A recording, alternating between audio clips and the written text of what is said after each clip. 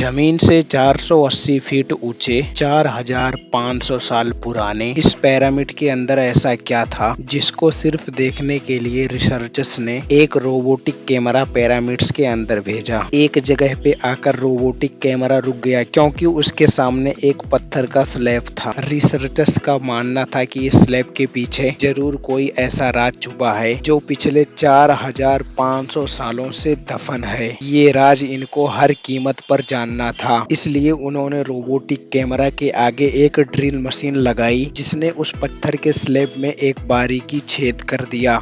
अब इस छेद के अंदर एक कैमरा भेजा गया जिसने स्लैब के उस पार एक ऐसा मंजर देखा जो पिछले 4500 सालों से किसी ने भी नहीं देखा था। हेलो दोस्तों, इजिप्ट में पूरे 130 पिरामिड्स मौजूद हैं जिन्होंने पिछले हजारों साल से दर्जनों अर्थक्वेक और कई खतरनाक तूफान का सामना किया, लेकिन मजाल है इनमें से एक भी इधर का उधर हुआ हो। इनमें से सबसे बड़ा और ऊंचा pyramids the great pyramids of Giza कहलाता है और इस पिरामिड की बेस का एरिया 13 एकड़ है। यानी इस पिरामिड्स के अंदर एक दो नहीं बल्कि पूरी 9 फुटबॉल फील्ड्स आ सकती हैं। एक एस्टिमेट के हिसाब से इस पिरामिड में टोटल 23 लाख बड़े बड़े पत्थर इस्तेमाल हुआ, जिनमें से कई पत्थरों का वजन 50 टन से भी ज्यादा था। अगर इस पिरामिड की वजन का अंदाजा लगाया जाए तो इस पिरामिड का वजन 60 लाख टन से भी ज्यादा है, जो 12 बुर्ज खलीफा की वजन के बराबर बनता है। लेकिन इतने ऊंचे और आलीशान पिरामिड्स बनाने का मकसद क्या था? हजारों साल पहले जब इंसानों के पास कोई टूल्स भी मौजूद नहीं थे, तब इन पिरामिड्स के दीवारों को कैसे इंच बाई इंच लेवल किया गया?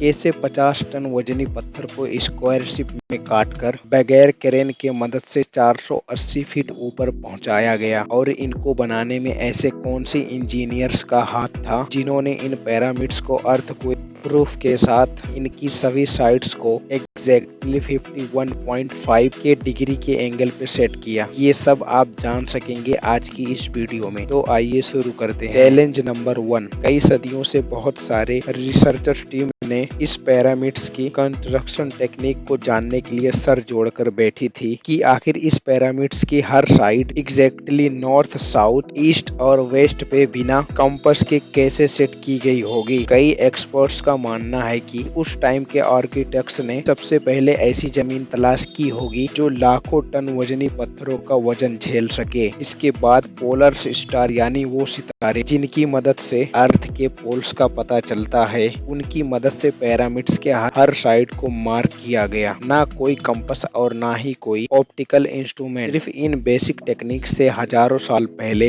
इन पिरामिड्स की डायरेक्शन सेट की गई, वो भी 0 एरर्स के साथ। Challenge number 2। अगला चैलेंज था जमीन को लेवल करने का। जिस 13 एकड़ की जमीन पर इस पिरामिड्स को बनना था, उसका लेवल थोड़ा सा भी आउट होता तो 23 लाख पत्थरों के इस पहाड़ का खड़ा होना बिल्कुल भी मुमकिन नहीं था। अब इस जमीन को लेवल करने के लिए उस टाइम के इंजीनियर्स के पास ना ही लेजर लेवलर था और ना ही बबल लेवल। एक्सपर्ट्स का मानना है कि कंस्ट्रक्शन के चारों साइड पर खड्डा करके उसमें पानी डाला गया था और फिर एक साइड के पानी के लेवल से दूसरे साइड के पानी के लेवल को मैच किया गया होगा। जो जमीन का हिस्सा पानी से मैच नहीं हुआ होगा को छीनी और हथौड़ों से काटकर लेबल किया गया होगा। कई एक्सपर्ट्स का मानना है कि एंशिएंट इजिप्शियन ने इस सिंपल टूल का भी इस्तेमाल किया, जिसके दोनों साइड पे लकड़ियां और उसके ठीक सेंटर में एक रस्सी से बंधा हुआ पत्थर था। अगर पत्थर जमीन से टच हो गया और उसकी रस्सी ठीक सेंटर लाइन पर आ रही होगी तो इसका मतलब बीच की जमीन परफेक्टली लेवल है।